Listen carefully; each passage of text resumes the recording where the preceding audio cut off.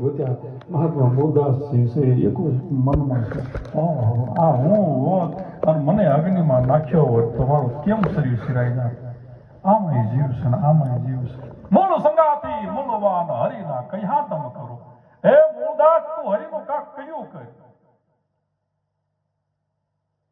મહાત્મા મૂળદાસને યાત્રાનો સમય પૂરો થઈ ગયો શાંતિ નથી મળતી હવે શું કરું 4 ધામની યાત્રા તો મેં કરી છેવટે લોહલગરી બાબુ ગોંડલમાં ત્યાં ગયા એક મણને 5 કિલો ને 25 કિલોની જે લંગોટ પહેરી લોઢાની લોહલંગ કાષ્ટલંગ મુંજલંગ વસ્ત્રલંગ 4 પ્રકારના લંગોટો હોય છે સાધુ સમાજમાં અને લોહલંગરી બાપુના આશ્રમમાં જઈને મહાત્મા મૂળદાસ એમ કહે છે માથું ટેકવ્યું બાપજી હું એક ભટકતો ભૂલી ગયેલો આત્મા છું મને રાખશો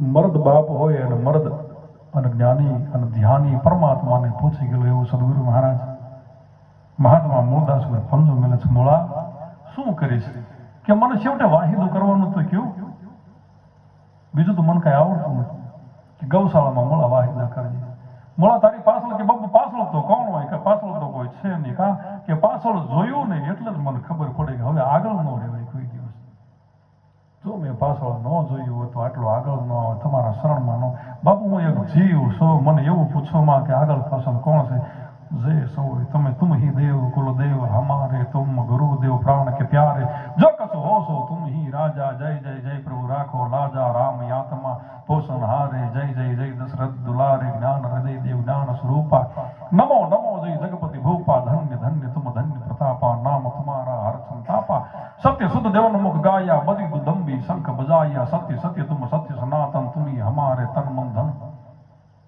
हे परमात्मा आप જ મારા માટે બ્રહ્મ છો રામ છો રાધે છો મુરારી છો બીજું કાંઈ છે નહીં માથે પંજો મેળો જા મૂળા જા મારી સિદ્ધિ છે હું તને આપું છું અન મહાત્મા મૂળદાસજી ન્યા 1 વર્ષે બાબુ ગોતતા ગોતતા ગોતતા એના પત્ની વેલુબાઈ અને એના મા એના બાપ એમ કરશનદાસજી હે મૂળા તો આ જગ્યામાં કેમ કે હું તમને ઓળખતો નથી અને હામો જો નવઢા તારા પત્ની છે 1 વર્ષ દેખી તું મૂકીને વહી ગયો આટલો બધો બીસ કે માં બીતો નતો મને કોઈ બીવ રહ્યો છે મારે આવું કરવું નતું કા કે મેં એક જીવનને જોયો છે આ સાવળો છે ને તરફડિયા મારતો જોયું છે માં હું શું કરીશ એટલે તો જીવડા મારીશ ને એના કરતા મને એવું થયું કે અંદરનો જીવ છે એને એકવાર મારી નાખું એકવાર બાળે દો એટલે બીજાને બાળવા ન પડે અને હારે વેલુભાઈ એમ કહેવાય છે મૂળદાસોના પગ પકડી કીધું આટલું જ કરવું હતું ને આવું જ કરવું હતું કે એમાં તમારો દોષ નથી આ મારા કર્મમાં લખાઈ ગયું છે અને સાંભળી ગયા લગ્ન મૂળા કોણ છે બાબુ મારા પત્ની છે મૂળા તું ખોટું બોલ્યું કે બાપુજી એ વાત સાચી છે જો હું આટલું જ ખોટું બોલ્યું તું કે બાબુ હું ક્યાં વધારે મેં એમ કીધું તમારા સિવાય મારે કોઈ નથી મારે જાવું ક્યાં મહાત્મા તુલસીદાસજી એમ કહેવાય છે રામચરિત માનસ લખવા માટે બેઠા રાત્રે રામચરિત માનસ લખે હવારે બહુ ભૂહાઈ જાય લખી ન હોય કારણ કે એટલું જ હતું હું રામનું ચરિત્ર લખું છું અહીંના સદગુરુ મહારાજે એટલું કીધું નરહરિદાન બાબુજી તુલસી શું લખશ એ બાબુજી માફ કરો લખું છું પણ ભૂહાઈ જઈશ કે તું એના શરણમાં નહીં ગયો હોય અને એને પછી વિનય પત્રિકા લખી જાઓ કહા તુજી ચરણથી હારે કે પ્રભુ મારું આ દુનિયામાં કોઈ છે નહીં હું મારે જાવું ક્યાં હું કાંક લખું છું તો લખી નથી એક તો પરમાત્મા તારી આગળ વિનંતી કરું છું હવે મારું કોઈ છે નહીં આ તુલસી આ વલસીનો તનય હવે ક્યાંય જાશે નહીં તું જ મારે બધું છે અને વિનય પત્રિકા લખી પછી તુલસી કૃત રામને લખાણી એ મહાત્મા મૂળદાસે એટલું ખાલી કીધું બાપજી મારે જાવું ક્યાં કા હું જો આટલું ખોટું ન બોલ્યો કે મારા લગ્ન થઈ ગયા છે 1 વરદી થઈ ગયું છે તો તમે મને એમ કીધું જાવ તો સંસારમાં પાછો ગયો છે મારે જાવું ક્યાં મારે એમાં જાવું નતું કે મોળા ઠાકરે જે લખી નાખ્યું કર્મમાં એ તો થઈ ગયું કે જો તમે જે વિયર ગયા પત્ની એ બધા કે જાવ મોળા આવે ક્યાંક આશ્રમમાં પરમાત્માનું ભજન કરે અને ભોજન કરાવે પણ મોરદાસજી હાલતા ગયા એટલું બધું મોળા શું જે માયાથી ભાગ્યો હતો ને એકવાર માયા હમી આવશે. તું એટલું જ ખોટું બોલ્યો તો ખાલી જે માયાથી ભાગ્યો હતો એ માયા તને મહારાજના દર્શન કરાવશે. તું મોળા ખોટું બોલ્યો છો. હા, એ મહાત્મા મોરદાસજી એમ કહેવાય છે અમરેલીમાં એવા અમરેલીમાં આશ્રમ બાંધ્યો. આશ્રમથી સેટે થોડુંક જોયું બાપુ. ભૂત નથી, પ્રેત નથી, છે કોણ? આ એક વાયુ નાની એવી ને ડોકાય કોણ રહ્યો છે? ટાવર ચોકમાં મોરદાસ બાપુનો આશ્રમ ને બહુ વાયુ નાની એવી છે. ટાવર ચોક જઈ ગયેલા ખાંચામાં બરોબર છે. મહાત્મા મોરદાસની ચેતન સમાધિને બધું લખ્યું છે. નાની એ વાય છે. અને મોરદાસ બાપુ ધોયા બાવડો જાલ લીધો 18-19 વર્ષના દીકરીનું. શું કરે બેટા? એક બાજુ સદગુરુ મહારાજના આશીર્વાદ છે, ખરાબ તો આપ્યું નથી. ખાલી એટલું કીધું મોળા જે નારીથી, જે બાઈ માણસથી, જે માયાથી ભાગસ ને એ બાઈ માણસ એવી એક આવશે કે તને પરમાત્માનું દર્શન કરાવશે. અને મહાત્મા મોરદાસ એમ કહેવાય છે કે દીકરીનું એ બેનનું બાવડું ચાલી દીધું 18 વર્ષના. કેમ બટા? કૂવો પૂરવો છે? હા બાપજી, મને જવા દો, મારે મરી જવું છે, આ દુનિયામાં રહેવું નથી. કાં કે મારા પેટની અંદર એક પાપ છે કે એને જીવડાવવું છે ને તને જીવડાવી છે, અને જા દુનિયાના શોખમાં કહી દઈએ કે પાપનો બાપ મોરદાસ છે.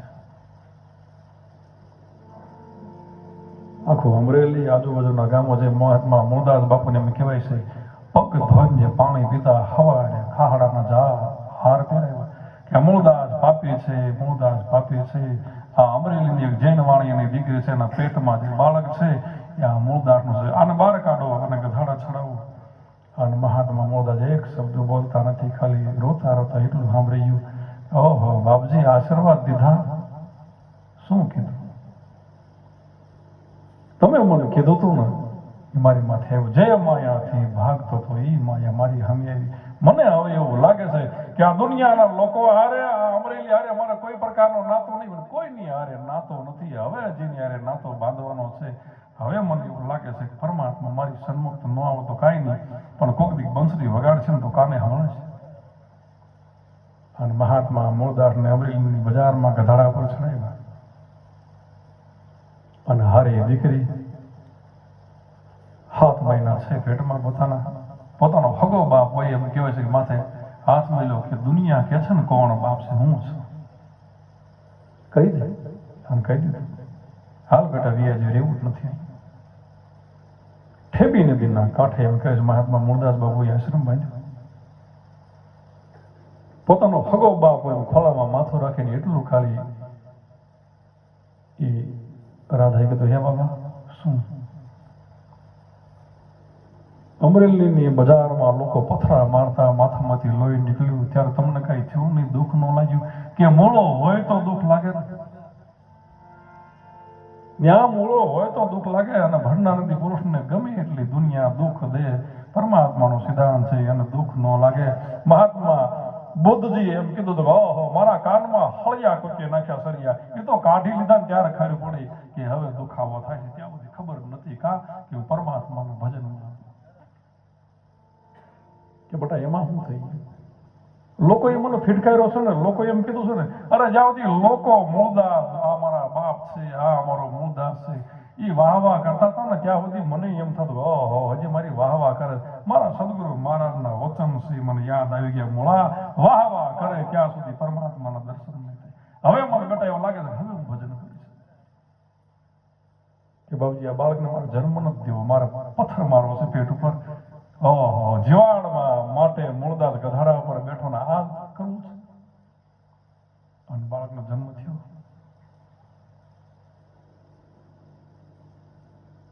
વિચાર કલાક થઈ. મહાત્મા મોરદાસજીને એટલું કીધું, બાપજી શું? બાળકીનો જન્મ થયો છે પણ એમાં કઈ ચેતન નથી, તો મરી ગયું, સારું પાપ ગયું.